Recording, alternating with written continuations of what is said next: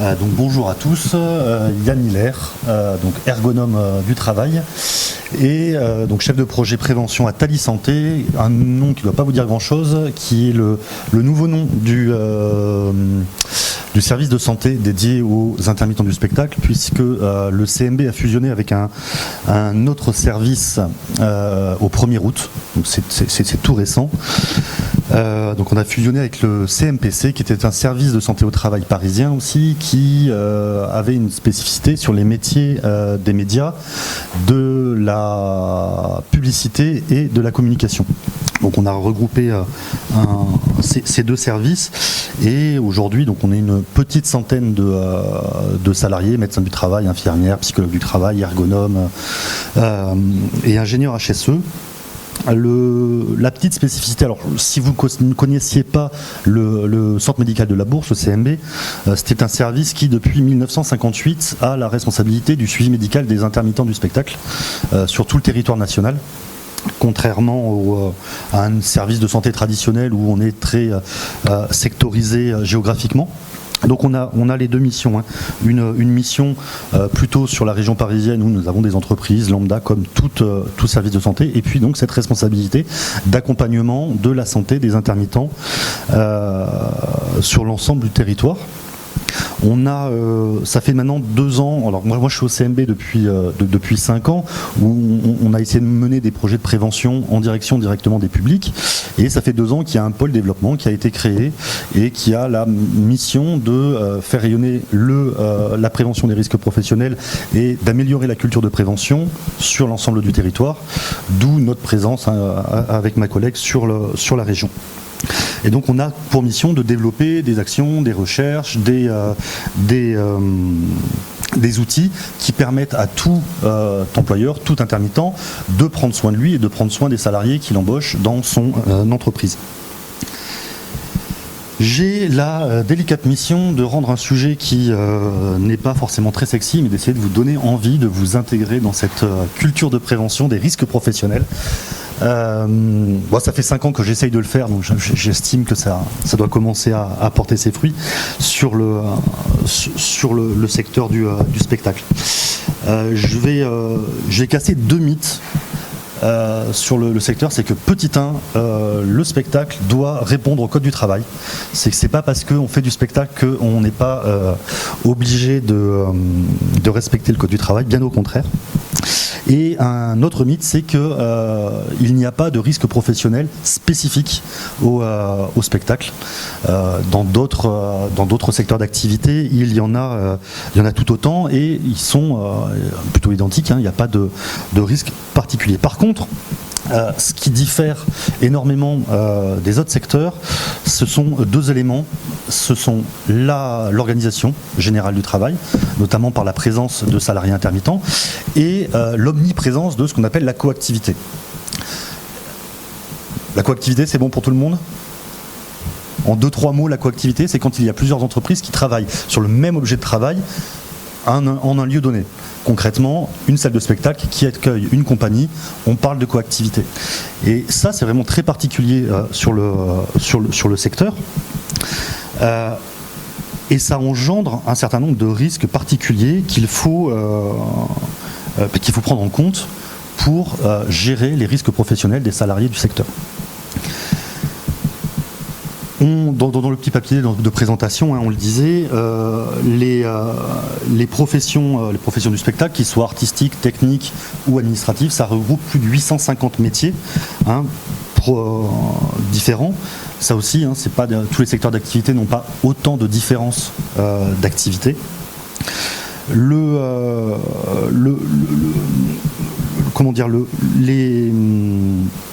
Les accidents qu'on voit le plus régulièrement sont assez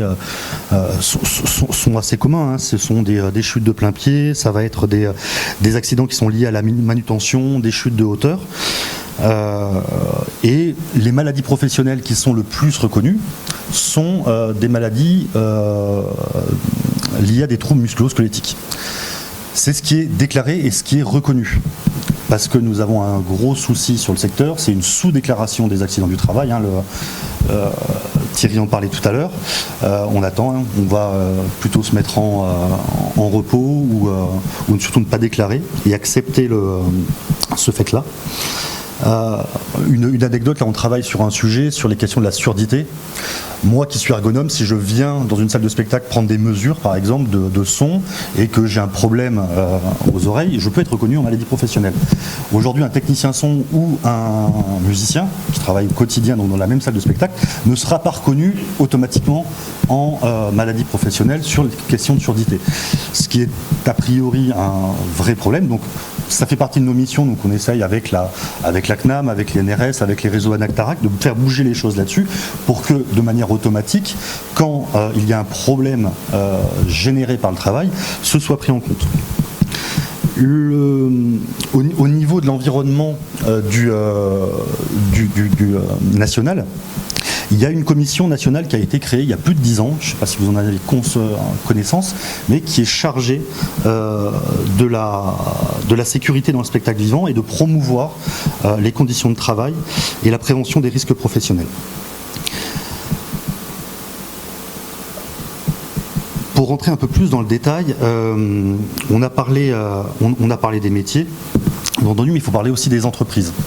La culture de prévention, c'est quelque chose qui, d'un point de vue légal, est à la main de l'employeur. Vous connaissez un petit peu l'économie du secteur. On a près de 45 000 entreprises du spectacle. Et dans ces 45 000 entreprises du spectacle, près de 80% comptent moins de 5 salariés. Qui dit moins de 5 salariés dit absence de représentation du personnel, alors même que ces instances de représentation du personnel ont une fonction de prévention des risques professionnels. Ensuite, on a près de 100 000 employeurs. Ça, c'est des statistiques du GOUZO qui ont au moins, alors avant la période Covid, qui ont au moins eu un contrat d'intermittence là-dedans. Donc on a 150 000 entreprises qui embauchent entre 250 et 300 000 intermittents tous les ans. Ce qui pose un problème fondamental, c'est que la durée des contrats de ces intermittents est en moyenne de moins d'une semaine. Donc comment mettre en place une culture de prévention dans des entreprises où les contrats sont extrêmement courts et le nombre de salariés est extrêmement faible. C'est toute la question que se pose sur la question des risques professionnels au niveau du secteur. Le point d'entrée et la spécificité, on l'a vu, hein, enfin je l'ai dit, ce sont les facteurs organisationnels du secteur. On a une organisation du travail qui est très particulière parce que les projets s'enchaînent, ce sont systématiquement des nouveaux projets et des acteurs qui sont multiples et des logiques d'action qui sont multiples. Je précise, hein, c'est que dans le secteur, on a différents acteurs, hein, des producteurs, des diffuseurs, des entrepreneurs de tournée, des exploitants de salles, des directeurs techniques, des prestataires de services, et tout cela sont des entités différentes et doivent se coordonner pour pouvoir produire l'œuvre et en même temps doivent se coordonner pour protéger les salariés qui travaillent à chaque étape de l'œuvre.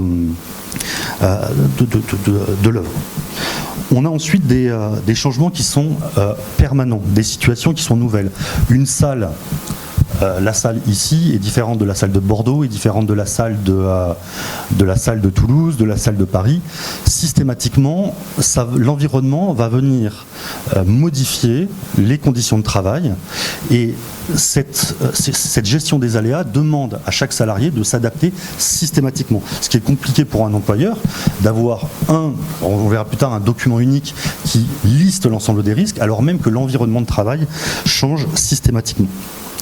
Et enfin, sur cette question de l'environnement, on a une organisation qui est particulière parce que, par définition, les salariés ne restent pas longtemps dans l'entreprise, et de créer des collectifs de travail qui est la première ressource en termes de santé dans le travail, et ces collectifs de travail étant fluctuants, on a du mal à constituer des collectifs de travail, des règles de travail qui vont normalement bénéficier à la santé des salariés.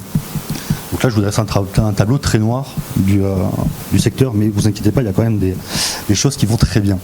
Au niveau de la cartographie des risques qu'on rencontre dans le secteur, il y a tous les risques physiques, hein. traditionnelles, que ce soit sur les questions de manutention, d'exposition aux intempéries, la chaleur, le froid, notamment quand on est artiste de rue et ainsi de suite.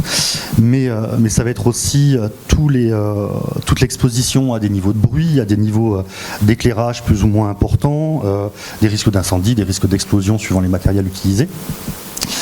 On a toute la question du risque chimique. Alors, on l'a beaucoup dans la question des décors, le risque chimique. C'est quand on fabrique des décors, que ce soit en bois, en polystyrène ou ainsi de suite, il y a des choses qui se diffusent, des vapeurs, des fibres qui viennent polluer l'atmosphère.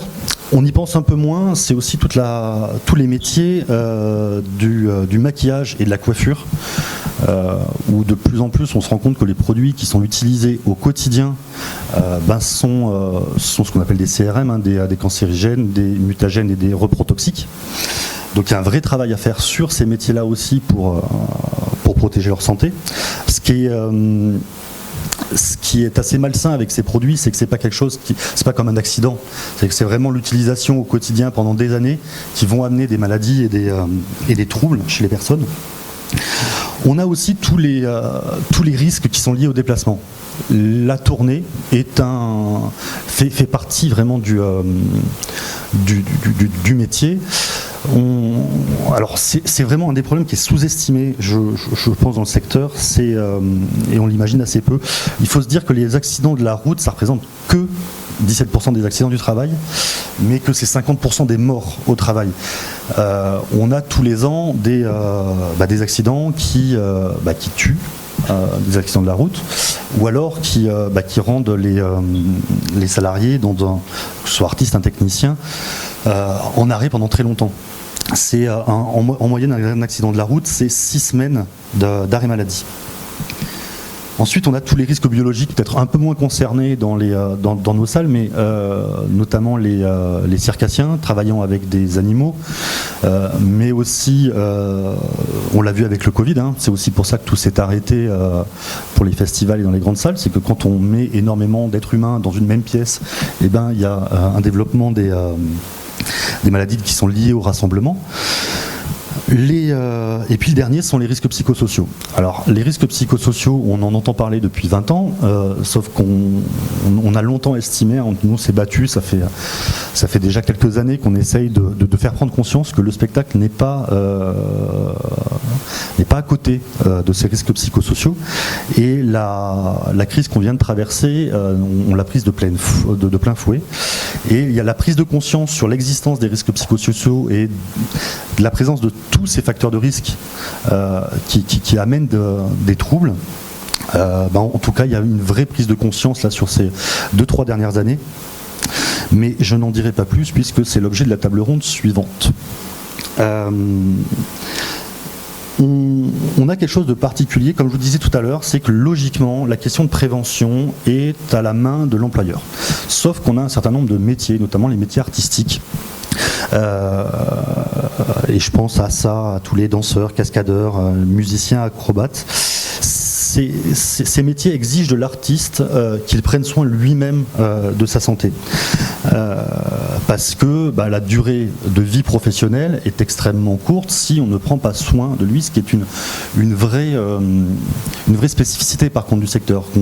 On a l'habitude de comparer ça aux sportifs de haut niveau, à la différence que les sportifs de haut niveau, eux, ont tout le staff médical pour prendre en charge ces carrières courtes et pour les faire durer le plus longtemps possible.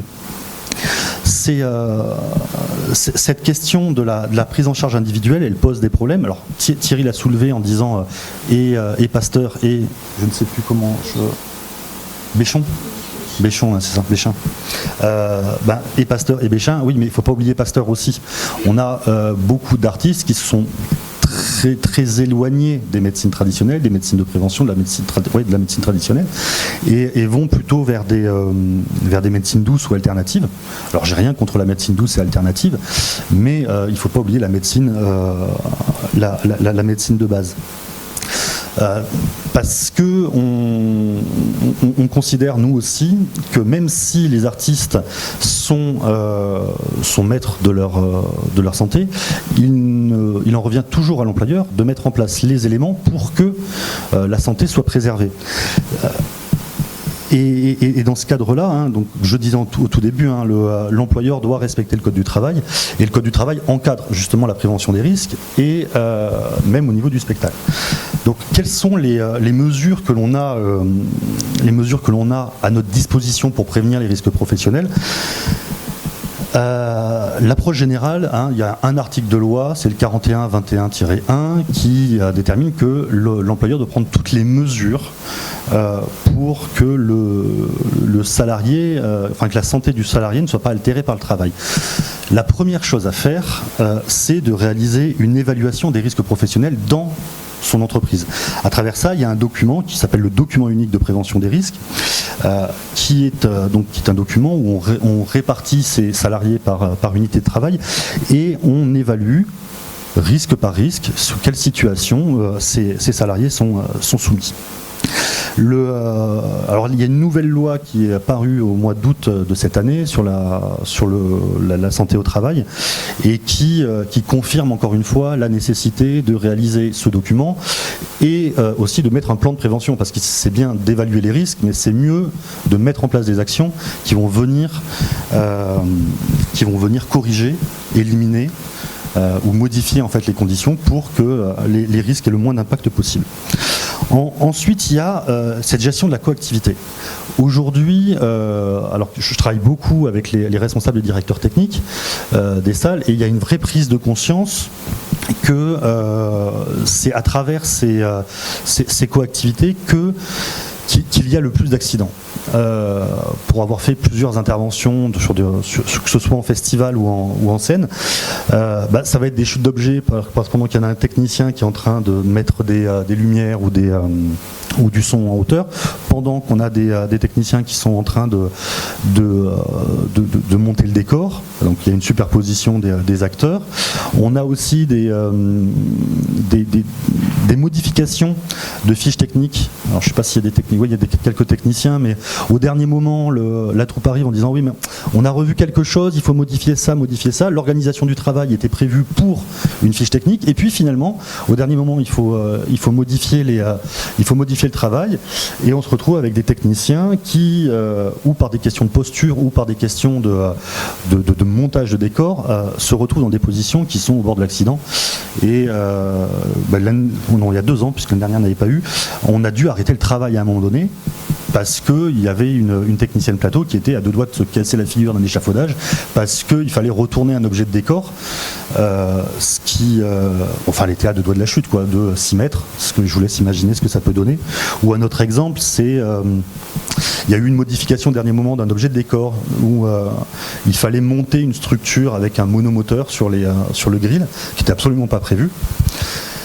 Mais la lighteuse avait fini son installation, avait fait ses tests, et donc on se retrouve avec du 380 qui passe dans le grill, et on a le technicien plateau qui vient poser le moteur sur le truc avec du 380, et il était à 12 mètres de hauteur, ça sur une modification de dernière minute. On n'est pas passé loin, encore une fois, de l'accident grave, et c'est bien la capacité qu'on va avoir, que ce soit les salles qui réceptionnent ou que ce soit les compagnies, à mettre en place des temps de coordination sur l'activité et sur la coaction, qui vont permettre de pouvoir gérer ces situations. Aujourd'hui, moi, je vous alerte vraiment sur cette question, parce que il me semble que c'est le point noir encore du secteur, et qu'il va falloir... on a tous des efforts à faire sur cette question-là. L'autre point, c'est qu'il y a quelque chose qu'il ne faut pas oublier, c'est que l'employeur a une obligation de formation. C'est s'assurer que l'ensemble des salariés soient sensibilisés et formés à la santé et à la sécurité au travail. Et ça ne date pas d'hier, puisque c'est une loi qui date de 2008, où on doit tous être formés à minima à la santé et à la sécurité au travail. Enfin, il y a une approche, comme je disais tout à l'heure, une approche de branche. On n'arrive pas à toucher les 50 000 entreprises. Par contre, c'est un peu l'objet de ces journées organisées aujourd'hui. C'est aussi le travail des COREPS en région et des agences. C'est de faire monter collectivement une culture de la santé et de la sécurité. Il n'y a que comme ça qu'on arrivera à améliorer la culture de prévention dans nos entreprises. Dernier point et sur ce que l'État et les entreprises ont mis en place, il y a on a une surveillance médicale renforcée sur les salariés intermittents, donc dont Thalys Santé a la responsabilité et vraiment on prend en compte toute la diversité des publics et la diversité des carrières, avec des carrières qui commencent très tôt, avec des statuts d'emploi par contre qui varient, avec de la polyvalence. On ne compte plus le nombre de musiciens qui sont aussi techniciens ou des administratifs qui sont aussi artistes. Et donc cette prise en compte là doit aussi permettre d'accompagner les entreprises dans cette stratégie. On a quand même des éléments qui sont des bonnes pratiques de prévention et qui sont mis en œuvre depuis bien longtemps dans certaines entreprises. C'est d'agir sur l'organisation et sur les conceptions.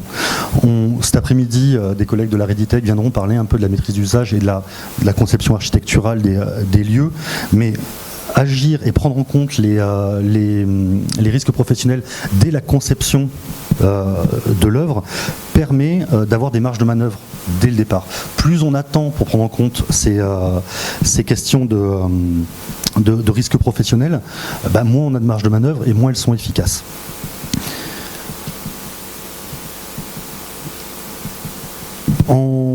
En conclusion, pour finir là-dessus, il y a des conditions, les conditions d'exercice du métier sont très particulières. Mais à partir du moment où on prend en compte la gestion de la coactivité, qu'on prend en compte l'accueil des intermittents dans nos structures, nous sommes en capacité de pouvoir améliorer la prévention des risques professionnels. Et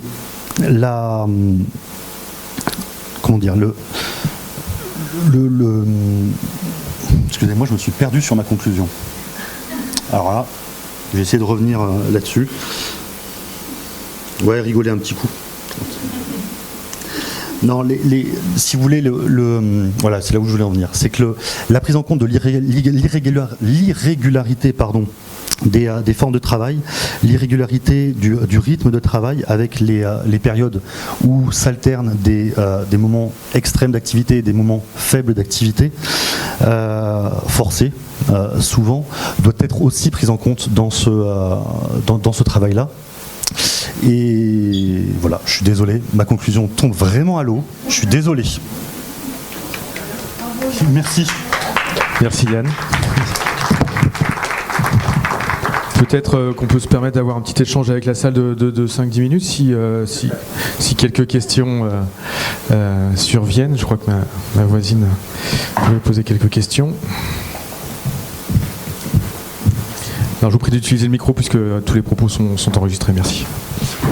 Donc bonjour, merci beaucoup pour cette présentation très complète. Si je peux juste me permettre une remarque, je pense que vous avez oublié de mentionner la visite médicale.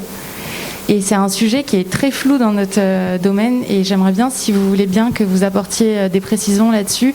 De qui c'est le ressort? Est-ce que c'est l'artiste, le technicien qui doit lui-même faire la demande ou est-ce que c'est quelqu'un de la structure d'accueil qui doit faire la demande auprès du CMB? Voilà, si vous pouvez juste nous clarifier comment il faut faire les choses pour que ce soit bien fait, s'il vous plaît. D'accord. Donc le CMB, donc maintenant Thalys Santé, il faut qu'on y arrive, moi le premier. Donc on a la responsabilité sur l'ensemble du territoire pour les intermittents du spectacle, donc de faire réaliser ces visites médicales. Deux solutions. Pour les Parisiens, c'est facile, ils prennent rendez-vous alors anciennement rue Notre-Dame-des-Victoires, près de la Beauce, maintenant au centre Bergère. Et pour l'ensemble du territoire, on a des partenariats avec des services de santé locaux qui font passer les visites médicales avec des médecins qui regroupent en fait les intermittents. En général, il y a 1 ou 2 médecins sur chaque territoire qui reçoit les intermittents. La responsabilité, elle est double. Je suis désolé, c'est comme ça. C'est que petit 1, c'est que l'employeur doit vérifier que l'intermittent qui va être embauché est à jour de sa visite médicale. Et l'intermittent, lui, doit aussi suivre s'il est à jour de sa visite médicale, puisque, alors pour beaucoup de financements, si les équipes ne sont pas à jour, il n'y a pas de financement derrière, notamment dans le secteur du spectacle enregistré, mais dans le spectacle vivant, on y vient de plus en plus. Donc, ce qu'il faut faire, c'est que les deux, quand vous embauchez, je ne sais pas, vous êtes en situation d'employé, quand vous embauchez, c'est un document essentiel à demander, dans le cadre avec les habilitations, notamment pour les techniciens, parce que la visite médicale ne couvre pas les habilitations électriques non plus. Donc il y a tout un tas de documents aussi à vérifier. Mais vous devez vérifier qu'ils l'ont. S'ils ne l'ont pas, vous passez par les services de Thalys Santé qui peuvent vous proposer un rendez-vous. Alors on appelle ça des bons de prise en charge, qui va être envoyé directement à l'intermittent, mais l'intermittent lui-même peut demander son bon de prise en charge pour aller passer une visite médicale, sachant qu'il y a depuis 2 ans une application qui s'appelait CMB Santé. Je ne sais pas si elle a changé de nom, il faudra que je vérifie, mais je pense qu'elle existe toujours en tant que CMB Santé, ouais, sur les smartphones, et où on peut demander un bon de prise en charge pour aller alors, à Biarritz, à Bayonne, à Bordeaux, à Toulouse, peu importe, et passer sa visite médicale. C'est bon ? Merci. Peut-être prendre une deuxième question.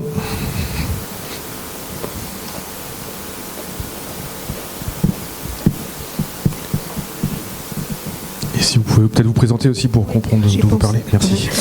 Patricia Houdin, je suis à la direction de la culture à la région. Moi, je voulais poser une question sur la responsabilité des employeurs, parce que dans le spectacle vivant, mais aussi dans le spectacle enregistré, notamment les artistes, mais aussi les techniciens et même le personnel administratif sont employés par une majorité de toutes petites associations, donc vous l'avez dit, où il n'y a pas de cadre, donc la responsabilité incombe au président de l'association. Et alors, on a déjà du mal de trouver des présidents qui s'investissent en majorité. C'est souvent des présidences de complaisance. Mais là, c'est faire peser encore plus de responsabilités sur le président. Je voulais savoir si cette question avait été abordée avec le monde associatif, parce qu'on a parlé de la responsabilité de la prévention, vous venez de parler de la visite médicale en plus. Ça fait quand même beaucoup de choses pour un président qui veut rendre service à un directeur artistique qui n'est absolument pas responsable des artistes, enfin des salariés avec qui il travaille.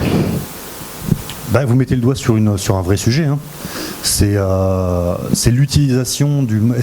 La question qui se pose en ce moment dans différents débats auxquels on a pu assister, c'est est-ce que le mode associatif est le bon mode ? C'est ça, la vraie question. On a de plus en plus, on fait de l'accompagnement au changement sur quelques structures.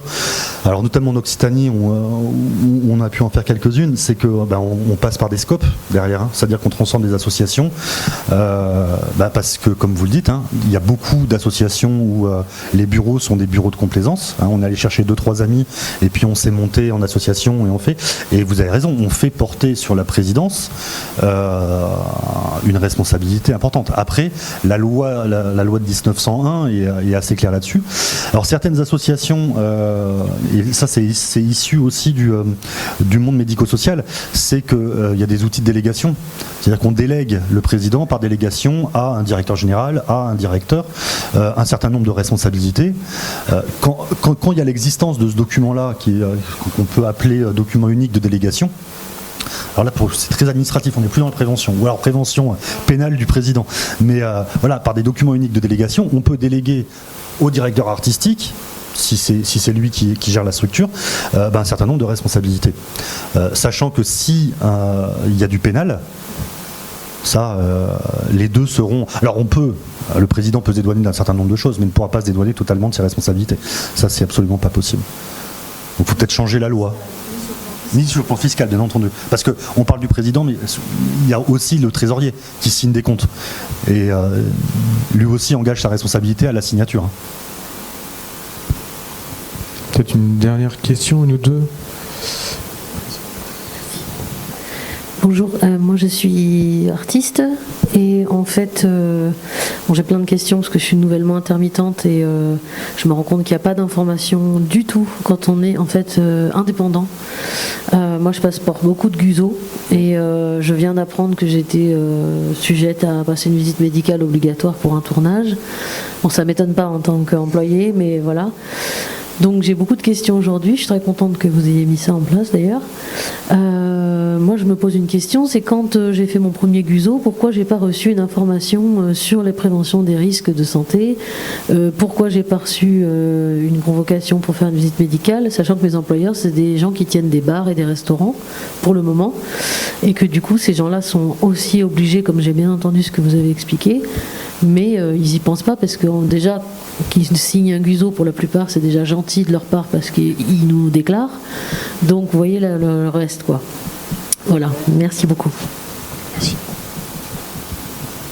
Vous avez peut-être deux questions comme ça et puis après... Ok, on prend une deuxième et ce sera la dernière. Bonjour, moi je suis Agathe Dumont, je suis enseignant-chercheur, je parlerai cet après-midi donc je ne vais pas développer, mais je pense que c'est un nœud autour duquel on va tourner toute la journée. C'est qu'en fait, ce que tu dis, Yann, effectivement, tu parles du point de vue de l'institution, donc tu parles beaucoup du code du travail, évidemment, hein, et c'est normal, de la visite médicale obligatoire, de la responsabilité de l'employeur. Moi, mes recherches, elles sont en sociologie et elles portent sur l'artiste. Et en fait, la réalité de la pratique artistique, c'est que constamment revient la question de qui est l'employeur. Et ça, c'est lié à l'intermittence. C'est-à-dire qu'en fait, l'intermittence floute, et à la fois ce statut extraordinaire, et en même temps, il floute complètement les contours de ce qu'est le salariat.